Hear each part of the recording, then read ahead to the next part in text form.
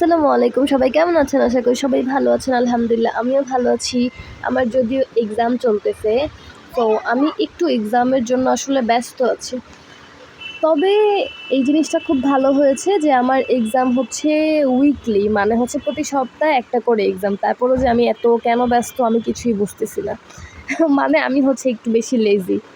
যাই হোক, মানে এক সপ্তাহে একটা করে এক্সাম, তারপরও নাকি আমি ব্লগ এডিট করতে সময় পাই না। মানে সিরিয়াসলি, যাই হোক, কেউ বিশ্বাস করবে না। আমার বাসা হচ্ছে যেহেতু পুরান ঢাকা, তো এক্সাম পড়েছে আমার মোহাম্মদপুর। তো যাওয়া আসা করতে এত প্যারা হয়ে যায়, তো সেদিন আবার আমি আগে আগে চলে যাই। অ্যান্ড এই যে আমি হচ্ছে যেই কেন্দ্র মোহাম্মদপুর, সেই কেন্দ্রের সামনে চলে আসি অ্যান্ড বসে ওয়েট করতে থাকি আমার সাথের মানুষদের জন্য, মানে আমার ফ্রেন্ডসদের জন্য ওয়েট করি। অ্যান্ড এইটা ছিল হচ্ছে আমার এই যে কেন্দ্র মোহাম্মদপুর কেন্দ্রীয় বিশ্ববিদ্যালয় কলেজ। তো এখানেই হচ্ছে মেইনলি আমার সিট পড়েছে। আর এভাবে আমার ইনস্টিটিউট হচ্ছে ইডেন। এই তো, তারপর গেট খুলে দেয় অ্যান্ড আমি যেহেতু আগে যাই সেদিন, তো গেট খুলে দেওয়ার পর আমি হচ্ছে ভিতরে চলে যাই অ্যান্ড ভিতরে ক্যাম্পাসের টুকটাক ভিডিও ক্যাপচার করি। অ্যান্ড আমার হচ্ছে বিল্ডিংয়ের মেবি 3rd ফ্লোরে এক্সাম হল। তো আমি সেখানে চলে যাই অ্যান্ড সেখানে যে সুন্দর করে একটা আমার পছন্দ মতো বেঞ্চ বেছে নিয়ে ওইখানে বসে পড়ি।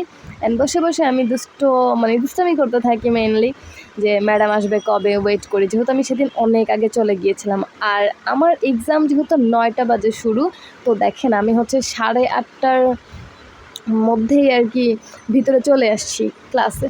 তারপর আর কি ওয়েট করি অ্যান্ড ম্যাডাম আসার অবধি খুব বেশি দুষ্টামি করতে থাকে। এর মধ্যে আমার ফ্রেন্ডকে বলি যে আমাকে একটু ভিডিও করে দাও, আমি একটু ওই ম্যাডামরা যেমন লেকচার দেয় আমি এখানে যাই একটু। তারপর আর কি এখানে যাই আর ওইখানে যেয়ে তো মানে খুবই দুষ্টামি করতে থাকি দাঁড়ায়, যে স্টুডেন্টদের বলি এই তোমরা তোমাদের ব্যাগ রেখে যাও বা ঠিক করে বসো, এই পরীক্ষার হলে আর কি যেমনটা করে। এর মধ্যে শুনতে পাই একটা আমাদের মানে ক্লাসমেটসেরই মেইনলি ব্যাগ হারিয়ে গেছে নাকি, পরে যদিও পেয়েছে, তো সে পাগলের মতো খুঁজতেছিল। তো আমিও হচ্ছে যে এই আপুটার, তো আমিও হচ্ছে একটু টেনশনে পড়ে গেছিলাম যে কীভাবে ব্যাগ রাখে, মাত্রই আসলো আর মাত্রই নাকি ব্যাগ হারায় গেছে। তো যাই হোক, এগুলা বলতে থাকি অ্যান্ড একটু পরই তো যুদ্ধ শুরু হবে। ভাবতে থাকি 3 ঘন্টার এক্সাম, কী লিখবো কিছুই পারি না, বাট দুষ্টামি তো আমার বন্ধ নাই। যাই হোক, এই প্রথমই আসলে একটু, যেহেতু আগে গিয়েছিলাম মানে ক্লিপ নেওয়ার সুযোগ পেয়েছিলাম। তারপর আর কি এই যে ব্যাগটা রেখে দেই, তার কিছুক্ষণ পরই ম্যাডাম চলে আসে। তারপর আমি আবার আমার জায়গার মধ্যে বসে যাই অ্যান্ড সেদিন এক্সাম খুবই খারাপ হয়েছিল। তারপর আর কোনো ক্লিপ শেষ পর্যন্ত নেওয়া হয়নি। অ্যান্ড দেন বের হয়ে যাই, বের হয়ে আবার চলে যাই, যে ভাবতে থাকি যে কোথায় যাব। যেহেতু আমি সকাল থেকে এক্সাম দিচ্ছি, যেহেতু আমি অনেক সকালে আসছি, আমার প্রচণ্ড ক্ষুধা পেয়েছে। আর বাইরে তো প্রচণ্ড গরম, এত রোদ যে কী বলবো। আমি তো খুবই টায়ার্ড হয়ে গেছি মেইনলি এক্সাম দিতে যদিও কিছুই পারিনি। অ্যান্ড এক্সামে তো অনেক কাহিনী হয়েছে, আমার সিট চেঞ্জ করে দেওয়া হয়েছে, তারপর আরও বহু কিছু। মানে সেদিনের এক্সাম যে টিচারটা ছিল সেটা খুবই স্ট্রিক্ট ছিল, মানে এত বিরক্ত লাগছে এক্সাম দিতে, যেটা সবাই বলতেছিল। তারপর আর কি আমি তো খুবই দুষ্টামি করি। তারপর হচ্ছে আমি ভাবতে থাকি কোথায় যাব, দেন ভাবি যে ধানমন্ডি লেকে যাই, মানে রবীন্দ্র সরোবরে। দেন ওইখানেই চলে আসি অ্যান্ড নেমেই দেখি এত সুন্দর ফ্লাওয়ার। অ্যান্ড এখানে একটা বড় ফ্লাওয়ার ছিল যেটা pink colour and white colour. এই ফ্লাওয়ারগুলো এত ভালো লাগতেছিল, যদিও নেওয়া হয়নি।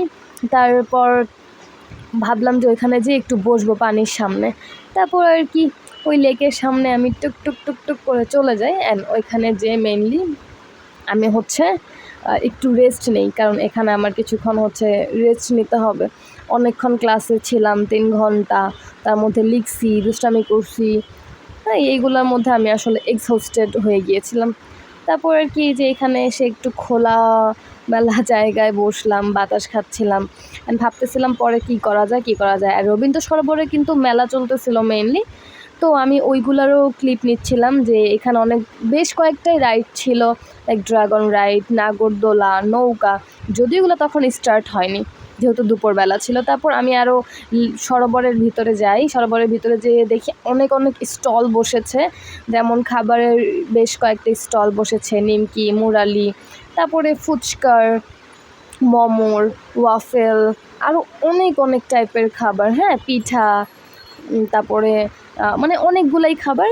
আর তার মধ্যে আবার হচ্ছে জুয়েলারিও বসেছে, যেমন ওই যে 20 টাকা, 30 টাকা, 50 টাকা করে যে মাথার ব্যান্ড, তারপরে ক্লিপ, তারপরে হচ্ছে জুয়েলারি, লিপস্টিক, ব্যাগস, অনেক কিছুই বসেছে, হোম ডেকোর আইটেম।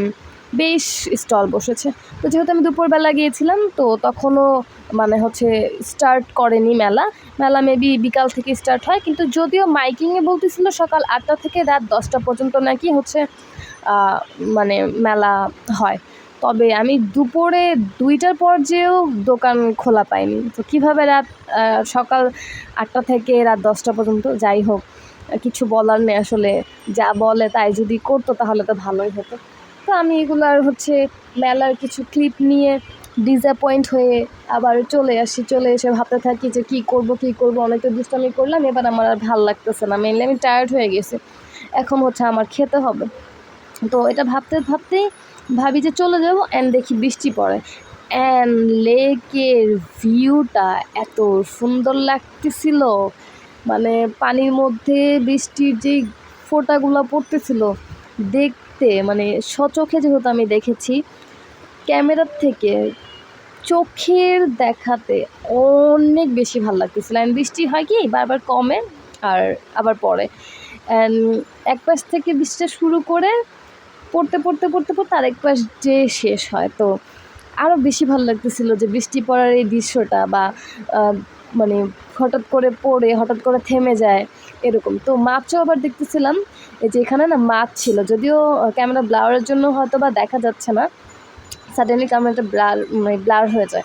তারপর আর কি আমি ভাবতে থাকি কী করবো, দেন বৃষ্টি কমা শেষ হলে আমি চলে আসি ডিরেক্ট পলাশির এখানে আমি হচ্ছে লাঞ্চ করব। সো এখানে হচ্ছে আমি একটা রেস্টুরেন্ট আছে দ্য পাবুলাম, সো এখানে আমি খাওয়া দাওয়া করতে আসি মেনলি। যদিও এইটার আমি বেশ কয়েকবার ফুড ব্যাংকের প্রমোশন দেখেছিলাম, খাবারের রিভিউ। তারপর আর কি আমি তাদের পলাশির যে আউটলেট, তাদের মেবি 2টা আউটলেট আছে, আমি তাদের পলাশির আউটলেটটা ভিজিট করি অ্যান্ড যাই তাদের উপরে। ইন্টেরিয়রটা ছোটোর মধ্যে ভালোই ছিল, নর্মালি আর কি, তেমন আহামরি কিছুই না। তারপর আমি পুরো ইন্টেরিয়রের একটা শর্ট ভিডিও নিয়ে নিই অ্যান্ড তাদের মেনু দেখতে বসি। দেন মেনুতে চেক আউট দেওয়া শেষ করি। মেনুর মধ্যেও টুকটাক খাবার ছিল, যদিও আমার তেমন আহামরি কিছুই মনে হয়নি, বাট আমি যেহেতু লাঞ্চ করবো তো আমি রাইস আইটেমই মেনলি নিয়েছিলাম। তো মেনু থেকে দেখে আমি 2টা রাইস আইটেম অর্ডার করি, একটা ছিল রাইস বোল আর একটা ছিল প্লেটার। রাইস বোলটা আমার সত্যি বলতে কোয়ান্টিটি অনেক অনেক কম লেগেছে, সো ভালো লাগেনি। প্লেটারটা ঠিকঠাক ছিল, প্লেটারের মধ্যে ভেজিটেবল ছিল, চিকেন স্টিক ছিল, ফ্রেঞ্চ ফ্রাই ছিল, স্যালাড ছিল অ্যান্ড রাইস ছিল, এই তো। সো প্লেটারটা একটু ঠিকঠাক লাগে, তবে আমি রাইস বোলের ক্ষেত্রে খুব বেশি ডিসঅ্যাপয়েন্টেড বলবো। কোয়ান্টিটি এত বেশি কম যা বলার বাইরে, তার মধ্যে একটা কাগজের মধ্যে দেয়া, এই তো। তারপর আমি ট্রাই করি, ভাবলাম যে রিভিউ করি একটু। আর এদিকে তো আমার অবস্থা খুবই বাজে, যেহেতু ভোরবেলা আমি হচ্ছে সেই এক্সাম দিতে মোহাম্মদপুর গিয়েছি, দেন এত সময়, মানে লম্বা একটা সময়, 3 ঘন্টার এক্সাম, দেন এক্সাম শেষ করে আবার এখানে, মানে সেই সকাল থেকে বিকাল হয়ে গেছে। সো আমি খুবই টায়ার্ড, তো সব মিলে আমার খুবই বাজে অবস্থা। এর মধ্যে আমি হচ্ছে খাবারগুলো টুকটুক করে মানে ট্রাই করছিলাম, যদি আমার প্রচণ্ড ক্ষুধা পেয়েছিল, তবে কেন যেন না খাবার দেখে আমার আর খেতে ভালো লাগেনি। তো প্লেটারটাই মেনলি আমার ভালো লেগেছিলো। চিকেন স্টেক যেহেতু ছিল মজা ছিল, আর ফ্রেঞ্চ ফ্রাই ছিল, সো ওইটাও ভালো লেগেছে, অ্যান্ড রাইসটাও মজা আর ভেজিটেবলটাও মজা। সো ওভারঅল আমি বলবো যে প্লেটারটা ঠিক আছে, তবে সেট মানে রাইস বোলটা একদমই অর্থিত মনে হয়নি। যদিও প্রাইস রাইস বোলের অনেক কম ছিল, 120 টাকা এরকম, আর প্লেটার মেবি 350 টাকা যতটুকু মনে পড়ে। প্লেটারটা আমি সঠিক বলতে পারছি না, বাট রাইস বোল 120 টাকা। তারপর এই যে কোকটাও খুবই বাজে ছিল, কোকাকোলা ছিল না, মজা ছিল, তো আমি তো অল্প একটু খেয়ে আর খাইনি। এইটুকুই ছিল, আর কি বলবো।